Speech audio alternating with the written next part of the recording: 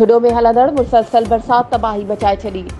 पुराण नदी जुमड़ाऊ केनाल जे बगी minor जसकाणी SIM नाला ओवरटॉप थियण लगा।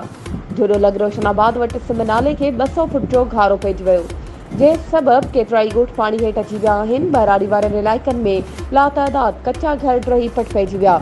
ज़िले इंतज़ामिया मुतासिरनि जी वाहड़ न कई।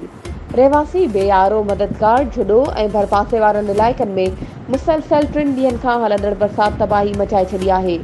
बरसात सबब पुराण नदी में पानी जो वहिकिरो 1.5 लेवल ताईं पहुची वियो आहे। तॾहिं त जुमड़ाऊ केनाल जे बगी माइनर पुराण ऐं जसकाणी सिम नालो ओवरटॉप थियण करे ॻोठ मुनीर वाला, ॻोठ बूटा जट, हरिजन कॉलोनी समेत केतिरा ई ॻोठ पाणी हेठि अची विया आहिनि।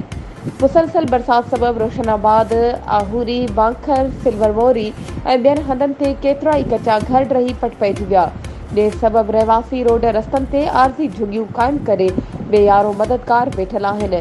तॾहिं त हज़ारे एकड़नि ते बीठल फसल पाणी हेठि अची विया आहिनि।